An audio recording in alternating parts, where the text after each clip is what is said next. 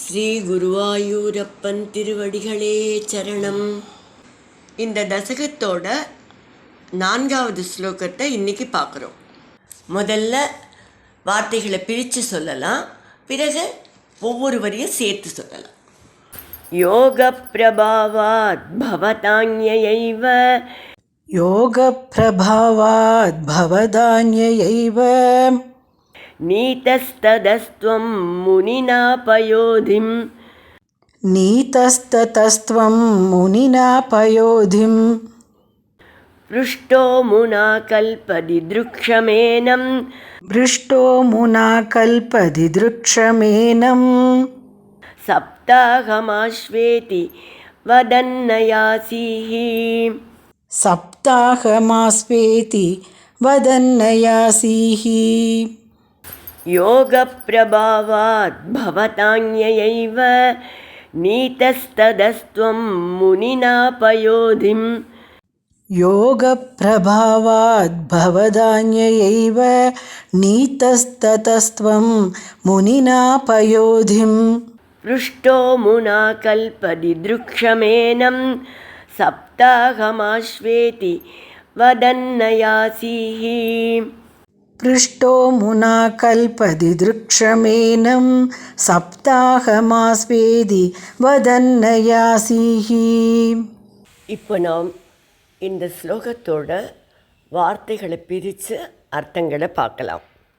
பவத் ஆக்ஞையா ஏவ, உங்களுடைய கட்டளைப்படியே, முனினா, அந்த சத்தியவிரத முனியினால், யோக பிரபாவாத்து, யோக சக்தியை கொண்டு, தத பயோதிம் நீதத்துவம், அங்கிருந்து சமுத்திரத்துக்கு எடுத்து செல்லப்பட்ட நீங்கள், அமுனா பிருஷ்டக, அவரால் வேண்டப்பட்டவராக, கல்ப தித்ருக்ஷமேனம், கல்ப முடிவாகிய பிரளயத்தை காண விரும்பிய அவரிடம், சப்தாகம் ஆஸ்வ, 7 தினங்கள் காத்திருப்பாயாக, இதிவதன் என்று கூறிவிட்டு, அயாசீகி, மறைந்தீர்கள்.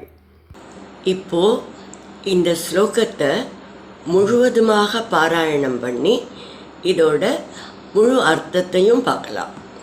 யோக பிரபாவாத் பவதான்யைவ நீதஸ்ததஸ்த்வம் முனினா பயோதிம் பृष्टो முனா கல்பதி दृक्षमेनं சப்தாகமாஸ்வேதி வதன்னயாசீஹி. அப்போது அந்த மீன் வடிவில் இருந்த நீங்கள் சத்தியவிரதனிடம், என்னை கடலில் கொண்டு சேர்த்துவிடு என்று சொன்னீர்கள். ஒரு ஏரி முழுவதையும் வியாபித்திருந்த அந்த பெரிய மீனை சாதாரணமாக கொண்டு போய் ஒரு இடத்துலேருந்து இன்னொரு இடத்துக்கு எடுத்துக்கொண்டு போக முடியுமா? அதனால் அந்த மகர்ஷி என்ன பண்ணுறார், தன்னோட யோக பலத்தினால தான் கடலில், ஏரியிலேருந்து கடலில் கொண்டு போய் சேர்க்கிறார்.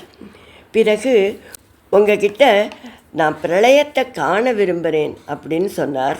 உடனே பகவான் சொன்னாராம், நீ 7 நாள் பொறுத்து கொண்டிரு, 7 நாட்களில் பிரளயம் வந்துடும், அது முடிந்ததும் அடுத்த படைப்பு துவங்கும்.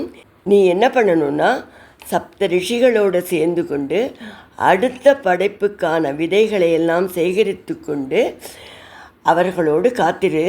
அப்போது பிரளய ஜலத்தில் பூமி மூழ்கும்போது ஒரு படகு வரும், அந்த படகுல நீங்கள் எல்லாரும் ஏறிக்கொள்ளுங்கள், அப்பொழுது நான் வருகிறேன் என்று சொல்லிவிட்டு மறைந்தாராம்.